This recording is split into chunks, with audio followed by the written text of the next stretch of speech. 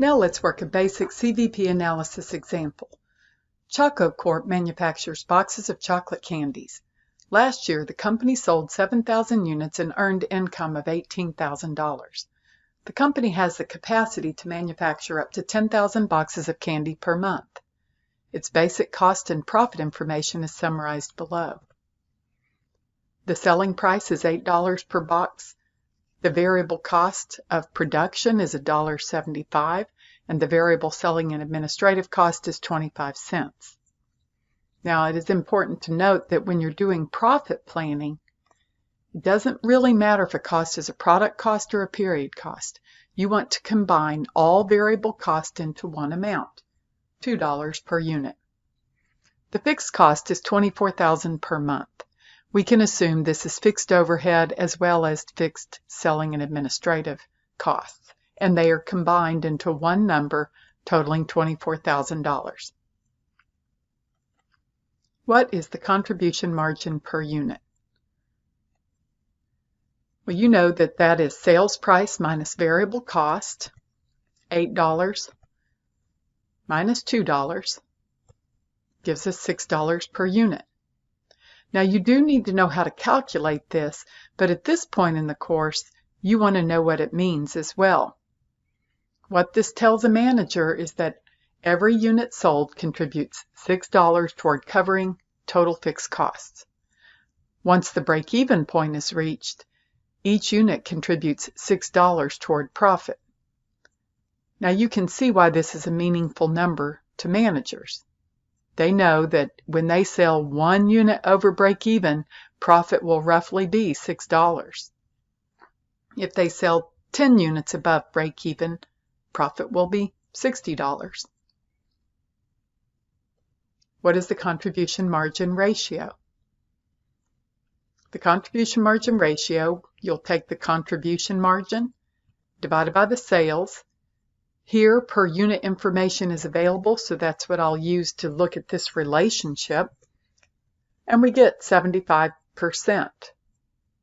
Once again, you need to understand how to calculate it and how to interpret it. This means that 75% of every sales dollar goes toward covering fixed costs. But after break even, 75% of every sales dollar goes toward profit. Now, obviously, you have to think, where does the other 25% go? And of course, it goes toward variable costs. The variable cost ratio here must be 25%, since contribution margin ratio and variable cost ratio are mathematical complements. What is the break-even point in terms of number of units and in dollars of sales? I find that most students who are just learning this like to go ahead and use the equation method when they can, because it's so easy to understand. We don't know our volume, but we do know that sales at break-even will be 8x. The variable cost will be 2x. The fixed cost will be $24,000, and the desired profit at break-even is 0. If you combine your like terms, you get 6x equal 24,000 plus 0, or x equal 24,000 plus 0 divided by 6. Notice that this is now in the format of the contribution margin method. Number of units is equal to total fixed cost plus desired profit divided by the contribution margin per unit. That's why I said the second formula is really just a shortcut. In any event, we have to sell 4,000 boxes of chocolate just to break even. Now we're asked to convert this to dollars. So we could take the 4,000 units times the sales price of $8 and we get $32,000. Notice that we could have calculated sales dollars by using the third equation, which is fixed cost of $24,000 plus 0 profit at break even divided by 75%, or 32,000. You will get the same answer as long as there's not a rounding error, no matter which method you use.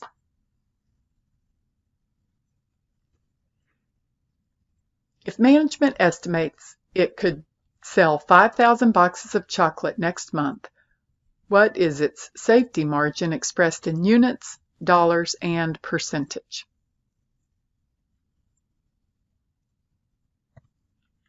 Well, the safety margin is your actual or expected sales of 5,000 minus your break-even sales of 4,000. So the margin of safety is 1,000 units. Now at this point you should be able to see that this is not really an equation you need to memorize. This is a concept that says we think we can sell 5,000 units. We have to sell 4,000 just to break even. So we've got a safety net of 1,000 units. If we want to convert this to dollars, our sales price is 8. So that would be $40,000 of sales minus $32,000 of sales at the break-even point, or a safety net of $8,000. If we want to know what percentage sales could fall, we'll take our margin of safety, 1,000 units, divided by our expected sales of 5,000, we get 20%. So sales could fall by 20% before we start losing money.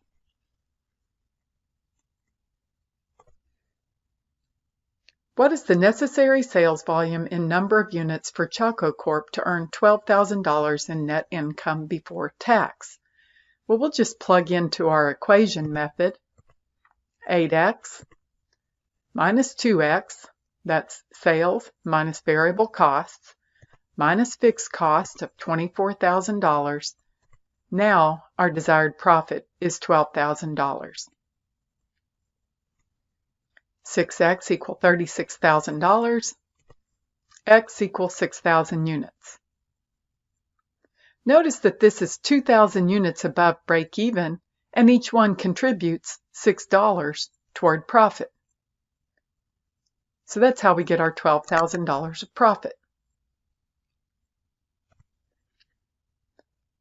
The primary material used to produce the candy is obtained from a foreign supplier. War in the region has created problems with shipping the product to Choco, and as a result, materials cost is expected to increase. The impact is that the materials cost will increase by about 80 cents per box of candy produced. How many additional units must the company sell in order to break even? So here we're getting into our what-if analysis. What if our materials cost goes up by 80 cents? Well, when you get into these types of problems, the best thing you can do is just redefine all of your variables, and then it becomes a straightforward problem yet again. Our sales price is still $8. There was no indication that we would be passing this on to consumers, at least not immediately. The variable cost will now be $2.80. We had to identify that materials cost would affect the variable cost per unit. Total fixed cost will remain at $24,000, and we're back to trying to break even. So using these variables that we just updated with the new variable cost of $2.80,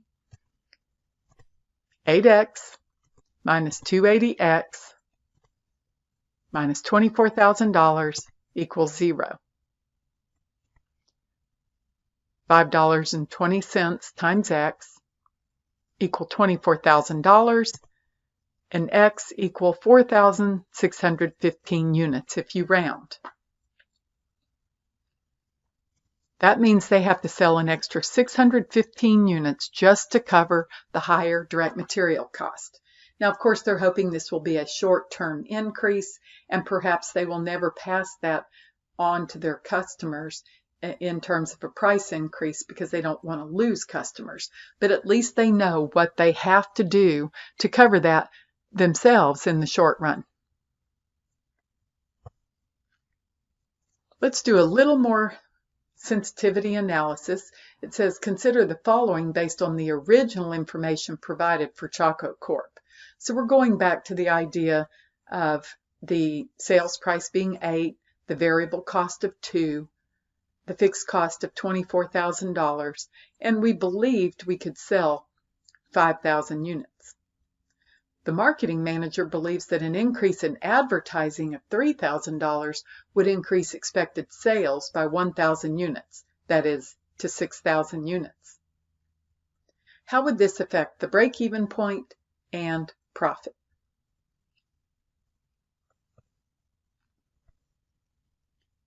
All right, so our variables are that the sales price is now 8, the variable cost is 2, fixed cost will become $27,000 because the increase in advertising is a fixed amount,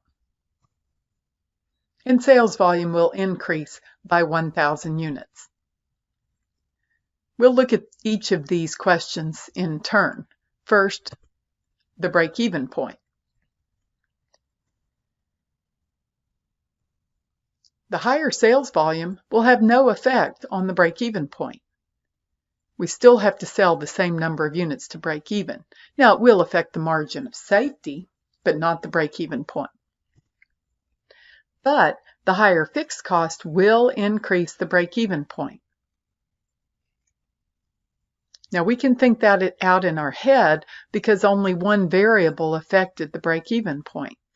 So we know that the break-even point is going to increase as a result of this marketing campaign.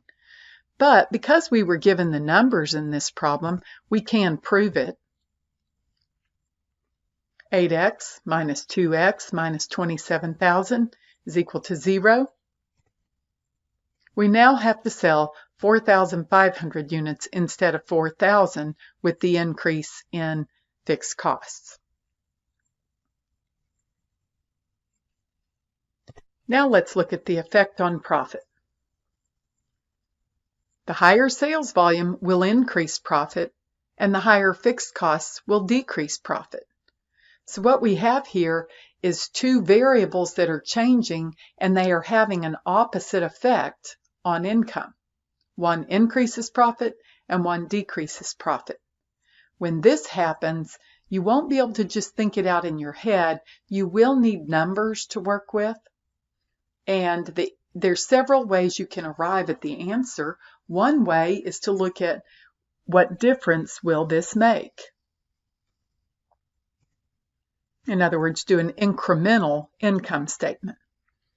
Our sales are going to increase by 1,000 units or $8,000, but likewise our variable costs are going to go up as well. By definition, we will have to incur more materials costs, more labor costs, more variable overhead costs, and more sales commissions to sell the extra 1,000 units. That means that our contribution margin will increase by $6,000. We could have calculated this by taking 1,000 units times contribution margin of $6 per unit. Our fixed costs are going up by $3,000, so our income will increase by $3,000. So if the marketing manager is correct, this is a worthwhile investment. The extra advertising will result in additional income of $3,000.